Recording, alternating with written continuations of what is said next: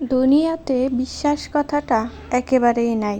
আপনি যাকেই বিশ্বাস করবেন দিন শেষে সে আপনাকে ঠকাবে। তাই বিশ্বাস থেকে দূরে থাকাই বেটার।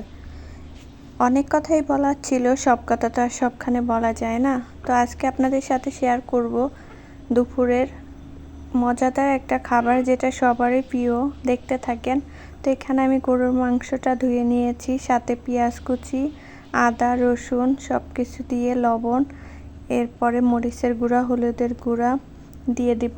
এখন দিয়ে দিলাম এলাচ, দারচিনি, মরিচের গুঁড়া একটু বেশি পরিমাণ দিলাম, ধনিয়ার গুঁড়া, জিরার গুঁড়া সব কিছু দিয়ে মাংসটা হাতে মেখে প্রেসার কুকারে দিয়ে দিব।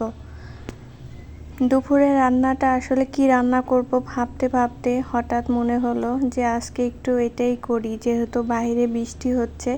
বৃষ্টির আমেজ আসলে তো একটু খিচুড়ি খেতেই মনে চায়, তাই না? তো মাংসটা আলাদা করে রান্না করব, আর সাথে ভুনা খিচুড়িটা করব। ভুনা খিচুড়ি আমার অনেক বেশি ভালো লাগে। একেবারে শুকনো খিচুড়ি একদমই খেতে পারি না।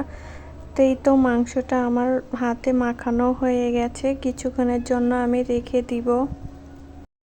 এরপর আমি প্রেসার কুকার নিয়েছি, আর সেখানে তেলে পেঁয়াজ ঢেলে দিয়ে এখন ভেজে নিচ্ছিলাম। পেঁয়াজটা ভাজা ভাজা হয়ে গেলে আমি ম্যারিনেট করা মাংসগুলো ঢেলে দিব। তো মাংসটা দেওয়ার পরে এখন আমি কিছুক্ষণের জন্য ঢেকে রাখবো, যতক্ষণ না পানি ওঠে। তো এখানে চাল ডাল সব মেপে নিচ্ছিলাম। মসুর ডাল দিব, আর একটু বুটের ডাল দিব। বুটের ডালের খিচুড়ি আমার অনেক ভালো লাগে। তো সব কিছু দিয়ে চালটা আমি আগে ভাগে ধুয়ে সাথে রেখে দিব আর কি। প্রেসার কুকারে ঢাকনা তুলে আমি একটা তেজপাতা দিয়ে দিব, যেটা আমি ভুলে গেছিলাম। আর সাথে আলুও দিয়ে এখন একটু আলুটা মাংসের সাথে একটু কষিয়ে নেব। নেড়ে চেড়ে রেখে দেওয়ার পরেই তো তেল উঠে আসছে। এখন পরিমাণ করে পানি দিয়ে কয়েকটা সিজ দিব প্রেসার কুকারে।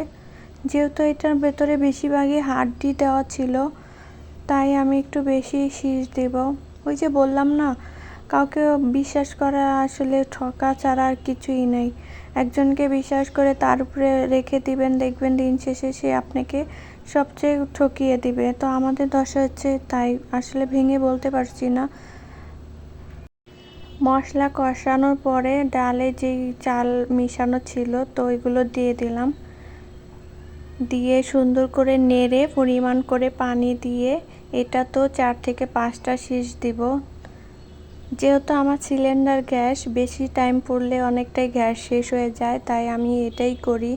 অল্প সময়ে কয়েকটা সিজ দিয়ে রান্না বান্না করে ফেলি। মাঝে মাঝে ভাতটাও আমি প্রেসার কুকারেই 2টা সিজ দিলেই হয়ে যায়। তো এখানে আদা রসুন একটু কম মনে হচ্ছিল, তাই আরেকটু বাড়িয়ে দিলাম। এই তো পরিমাণ করে পানি দিয়ে এখন ঢাকনা দিয়ে 4 থেকে 5টা সিজ দেব।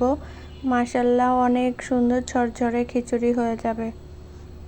তো এখন খুলে দেখব মাংসের অবস্থা কি।